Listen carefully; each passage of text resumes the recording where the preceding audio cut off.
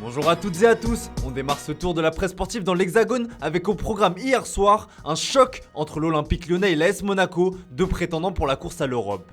Une rencontre qui a tourné à l'avantage des Gaunes qui l'ont emporté sur le score de 2-0 grâce à un but sur pénalty de Karl Toko Ekambi et un but dans les dernières minutes de Jason Denayer. Alors que les hommes de Peter Bosz étaient en manque d'imagination offensive, la rencontre a été débloquée par le génie d'un homme, Lucas Paqueta.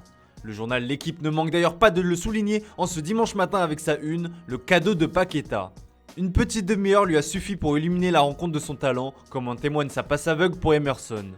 Alors qu'il ne devait pas être présent dans le groupe à la demande de son entraîneur, Lucas Paqueta a poussé pour y figurer. Un choix parfaitement assumé puisque 24 heures après son match avec le Brésil, le numéro 10 brillait sur les pelouses de Ligue 1 pour permettre à l'OL de réaliser la bonne opération, comme le souligne le Progrès, et ainsi prendre provisoirement la 5ème place du championnat.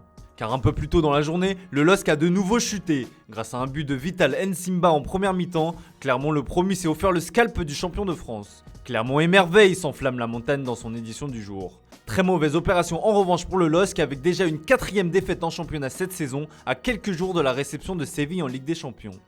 On prend la direction de l'Angleterre avec la manita infligée par Liverpool à Watford hier en début d'après-midi.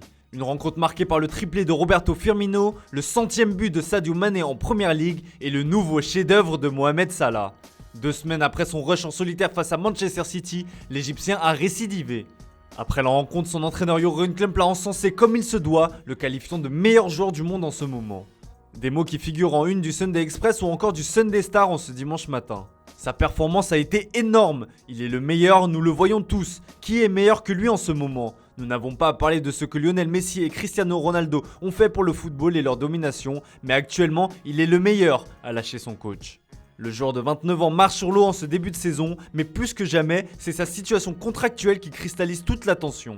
Accord ou pas accord, s'amuse le Daily Mirror avec son nom dans le texte. En effet, le tabloïd anglais explique que son agent s'est envolé hier pour l'Angleterre afin d'assister à la rencontre face à Watford, mais pas seulement.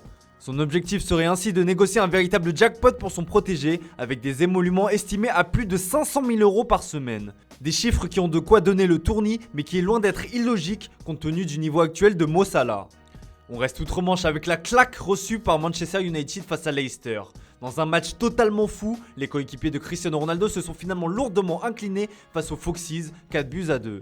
Une nouvelle défaite pour les Red Devils qui laisse donc filer de précieux points pour la course au titre. Forcément, ce dimanche matin, c'est la soupe à la grimace. Pour le Sunday Star, c'est même l'heure du changement. En effet, après la rencontre, Paul Pogba a poussé une gueulante et a mis indirectement la pression à son entraîneur Ole Gunnar Solskjaer.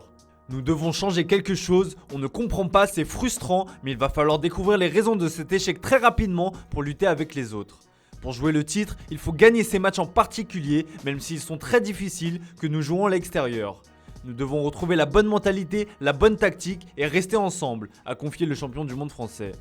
Des mots durs mais nécessaires, surtout quand on voit le calendrier démentiel qui attend Manchester United au cours des prochaines semaines. Au programme, on retrouve notamment l'Atalanta, Liverpool, Tottenham, Manchester City, Villarreal, Chelsea ou encore Arsenal. Voilà. On file en Italie où l'AC Milan occupe seul la tête de la Serie A en ce dimanche matin en attendant le match du Napoli cet après-midi. Une place que les hommes de Stefano Pioli sont allés arracher face à l'Hellas Vérone. Menés de 2 buts à la pause, les rossoneri ont renversé leur adversaire pour finalement s'imposer sur le score de 3-2. Le français Olivier Giroud a sonné la révolte d'un but de la tête comme à son habitude. Son Altesse Milan, écrit la Gazzetta dello Sport dans son édition du jour. Une belle opération pour l'AC Milan qui prend de l'avance sur son voisin Interis qui s'est incliné face à la Lazio, 3-1. Une rencontre électrique, comme le souligne le Corriere dello Sport, avec une bagarre générale qui a éclaté après le second but romain signé Felipe Anderson. Un but qui n'a pas plu aux joueurs de l'Inter Milan qui ont reproché que le ballon n'ait pas été sorti alors que Federico Di Marco se trouvait à terre. Problème, ce dernier se trouvait déjà au sol lorsque l'Inter se jetait à l'assaut des buts de Pepe Reina. Un peu de mauvaise foi les Nerazzurri sur ce coup. Et on termine ce tour de la presse sportive en Espagne avec le FC Barcelone. Quelques jours après avoir prolongé sa pépite Pedri, les dirigeants barcelonais poussent pour faire de même avec l'autre phénomène, Ansu Fati. Et comme on l'apprend dans le Mundo Deportivo, le Barça souhaiterait boucler ce dossier avant le Classico face au Real Madrid qui aura lieu le 24 octobre prochain. Une opération qui ne devrait pas connaître trop de turbulences étant donné que l'intéressé est très clair sur le fait qu'il souhaite continuer avec le Barça. Une bonne nouvelle pour les Blaugrana qui cherchent à remonter le moral de leurs troupes et des fans à l'heure où une journée décisive s'annonce pour le board catalan. En effet, comme l'explique Sport sur sa une assemblée décisive se profile pour le président Joan Laporta. Ce dernier va notamment demander l'approbation de son projet à l'assemblée des délégués afin de sortir le club de sa crise. Un programme chargé en somme. Voilà, c'est tout pour aujourd'hui. Merci pour votre fidélité. On se retrouve dès demain pour de nouvelles vidéos sur Foot Mercato.